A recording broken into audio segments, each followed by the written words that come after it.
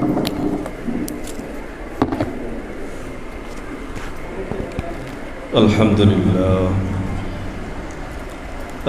لله وكفى وعباده الذين اصطفى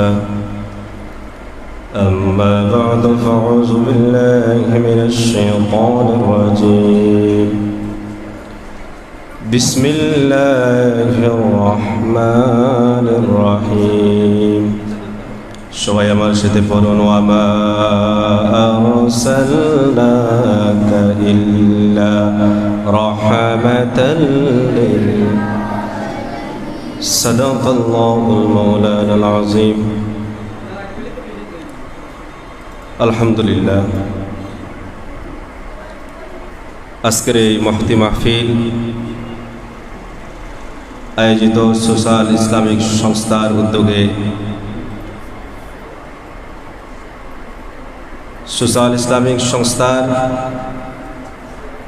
উদ্যোগে আজকের এই মহতি মাহফিলে উপস্থিত সম্মানিত উলামায়ে কেরাম, আমি অত্যন্ত কৃতজ্ঞতার সাথে বলতে চাই, আপনারা এতক্ষণ যাবৎ এবং ছাত্রবৃন্দরাও সামনে উপস্থিত, প্রত্যেকের প্রতি আমি কৃতজ্ঞতা রেখে এই কথাটা বলতে চাই, আপনারা এতক্ষণ যাবৎ কষ্ট করে বসে আছেন, উলামায়ে কেরামদের গুরুত্বপূর্ণ নাসিহা শুনছেন।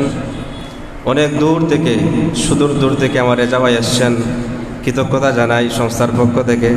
উপস্থিত আছেন মাহফিলের সম্মানিত প্রধান অতিথি, হলি কোরআন ইনস্টিটিউট ইন্টারন্যাশনাল মাদ্রাসার সম্মানিত প্রিন্সিপাল হযরত মাওলানা রুহুল কবির লতিফি সাহেব। উপস্থিত আছেন উক্ত মাহফিলের মধ্যমণি বন্ধুবর হযরত মাওলানা তুফাইল আহমদ মিনার সাহেব, জগদীশপুর মাদ্রাসার সম্মানিত সুপার সাহেব। উপস্থিত আছেন হযরত মাওলানা হাফিজুর রহমান সাহেব। উপস্থিত আছেন আমার বন্ধুবর হযরত মাওলানা মহিউদ্দিন সাহেব। উপস্থিত আছেন হযরত মাওলানা আলিনুর রহমান সাহেব। উপস্থিত আছেন খাসিলা উত্তরপাড়া জামে মসজিদের সম্মানিত মুতাওয়াল্লি জনাব সুরুক মিয়া সাহেব। উপস্থিত আছেন জনাব পৌরুষ মিয়া সাহেব, আমি যে মসজিদের ইমাম ওই মসজিদের সেক্রেটারি সাহেব। উপস্থিত আছেন সংস্থার দায়িত্বশীল এবং আরও উপস্থিত আছেন জনাব গিয়াস মিয়া সাহেব। উপস্থিত আছেন ফজলুলিয়া মসজিদের সম্মানিত মুয়াজ্জিন সাহেব এবং আমাদের দায়িত্বশীল যারা আছেন, আপনাদের অক্লান্ত পরিশ্রমে আমাকে সহযোগিতা করেছেন, এর জন্য আজকের এই মাহফিলটা বাস্তবায়ন করেছি। দেশে বিদেশ থেকে আপনারা যারা সহযোগিতা করেছেন প্রত্যেকের প্রতি কৃতজ্ঞতা জানাই। আর আপনার এই সহযোগিতাকে যেন আশাকে বসাকে যেন আপনাদের আল্লাহ পাক রব্বুল আলামিন কবুল করেন। একবার জবান করে সবাই পড়ি আল্লাহুম্মা আমিন। আল্লাহ সুবহানাহু ওয়া তাআলার দরবারে আমরা কৃতজ্ঞতা আদায় করি যে আল্লাহ সুবহানাহু ওয়া তাআলা আজকের এই পবিত্র ঈদে মিলাদুন নবীর মাহফিলে আপনাকে আমাকে আসার বসার তৌফিক দান করেছেন। আসর অন্তরে অন্তঃস্থল থেকে সবটুকুন আবেগ ভালোবাসা উজাড় করে প্রকাশ করে মাওলার শুকরিয়া আদায় করি। সবাই জোরে সোরে পড়ে আলহামদুলিল্লাহ।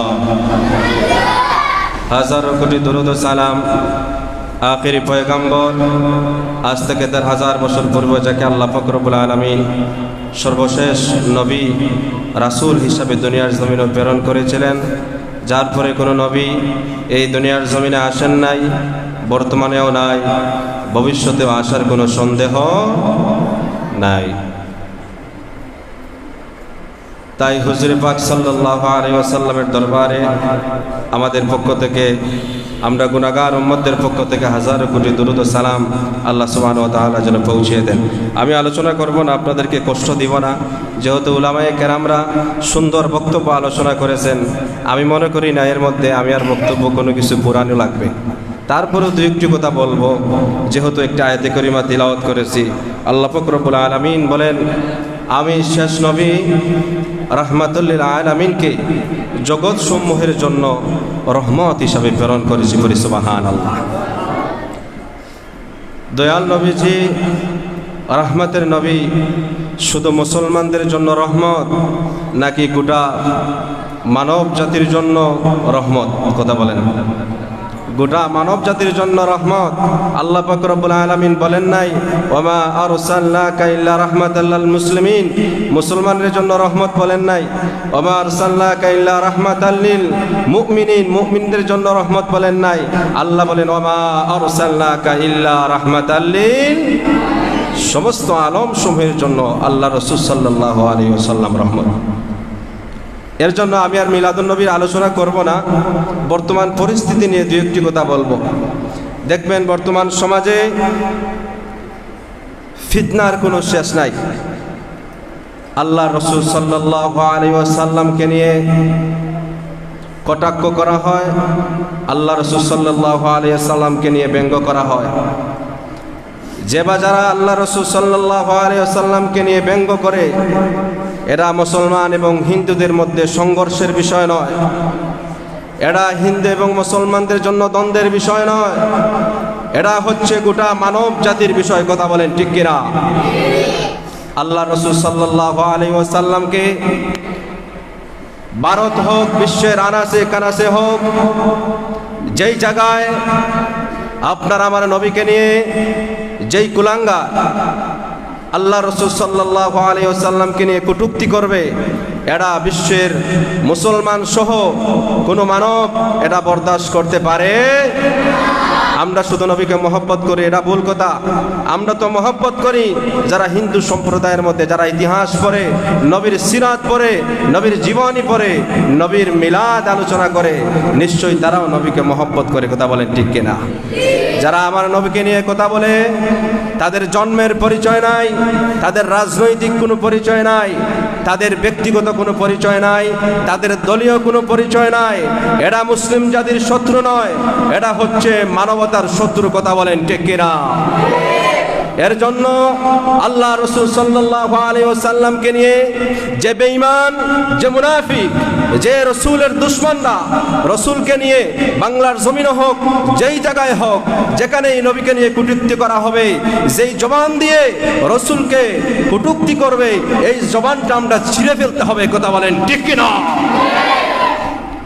রাসূলকে নিয়ে কোনো আপোষ হবে না তাদের সাথে। আমার নবীকে নিয়ে গালি দিলে অন্তরে লাগে, কলিজায় লাগে, রক্তের শিরায় শিরায় আগুন ধরে। কথা বলেন মুসলমানরা ঠিক কিনা? আমার বাংলার জমিনে কিছু আলিম নামে কিছু জালিম বলতে হয়, ছোট মুখে বড় কথা। আমার নবীকে নিয়ে যখন কথা বলা হয়, তখন শেয়ার পাওয়ার উদ্দেশ্যে, ক্ষমতার লোভে মুসলমানদের জনগণের বিরুদ্ধে তারা জবান লড়ে না। যখনই তাদের শায়েখকে নিয়ে কথা হয়, তখন তারা মিছিলে নামে। কথা বলেন ঠিক কিনা? তুমি যদি অন্যায়ের বিরুদ্ধে মাঠে নামতে পারো, আমি হকের পথে থাকতে কথা বলতে ভয় কিসের? তুমি যদি অন্যায়ের বিরুদ্ধে থেকে, তুমি যদি হকের বিরুদ্ধে থেকে জিহাদের ময়দানে নামতে পারো, আমি হকের পথে থাকে ময়দানে নয় রক্ত দিতেও প্রস্তুত আছি। কথা বলেন ঠিক কিনা? এর জন্য এটা সমস্ত মুসলমানদের জানা, রাসূলকে নিয়ে কথা বললে মুসলমান বরদাস্ত করতে পারে না। আমরা কি রাসূলের জন্য জীবন দিতে প্রস্তুত আছি? আল্লাহকে সাক্ষী করে হাত তুলে আল্লাহকে দেখাও, নারে তাকবীর।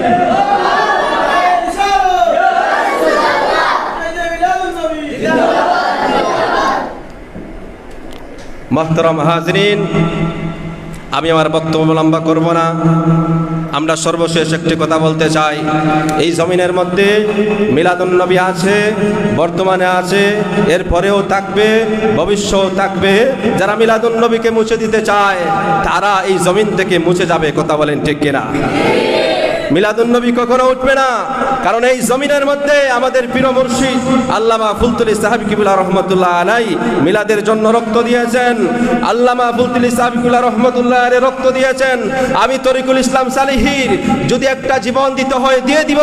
যদি আল্লাহ যদি বলেন ইসলামের পরীক্ষার জন্য তোমাকে 50টা জীবন দিলাম, আমি এক একটা জীবন আল্লাহর রাস্তায় বিলিয়ে দিতে প্রস্তুত আছি। এক পাও পিছনে নড়ব না ইনশাআল্লাহ। এক পাও পিছন নামবো না। আমরা হচ্ছে ফুলতলি সাবিকুল্লাহ রহমতুল্লাহ উত্তরসূরি, আমরা হচ্ছে শাহজালাল আলী আমরি রহমতুল্লাহ আলী উত্তরসূরি, আমরা হচ্ছে শাহপুরান রহমতুল্লাহ আলীর উত্তরসূরি। আমরা কখনো মৃত্যুকে ভয় করতে পারি? আল্লাহ রসুল বলেন মুমিনদের মৃত্যু হচ্ছে তুহফাতুল মুমিনিল মাউত, মুমিনদের মৃত্যু হচ্ছে তাদের জন্য একটি হাদিয়া। পড়ি সুবহানাল্লাহ। আল্লাহ রাসূল সাল্লাল্লাহু আলাইহি সাল্লাম বললেন ক্বালা ইন্না হাযাল কুরআন শাফিউন মুশাফিউন মান ইত্তাবাহু কাদাহু ইলাল জান্নাহ। কোরআন শরীফকে অন্তরে লালন করো, এই কোরআন তোমাকে জান্নাতে নিয়ে যাবে। পড়ি সুবহানাল্লাহ। আল্লাহ রাসূল একটি হাদিস বললেন ক্বালা কুল্লু উম্মতি ইয়াদখুলুনাল জান্নাহ, আমার সমস্ত উম্মতরা যাবে কিন্তু তারা যাবে না। সাহাবীরা প্রশ্ন করলেন কারা যাবে না? ক্বালা কুল্লু উম্মতি ইয়াদখুলুনাল জান্নাতা ইল্লা মান আবা কিলা।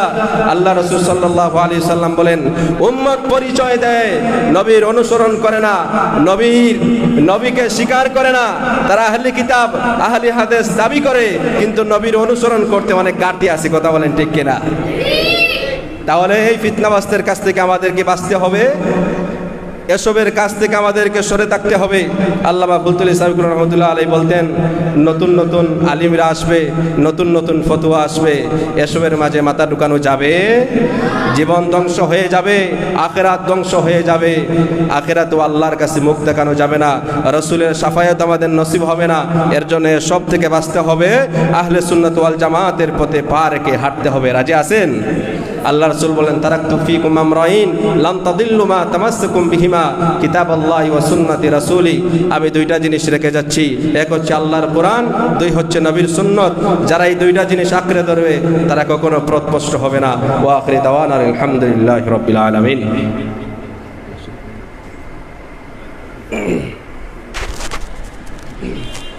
আলহামদুলিল্লাহ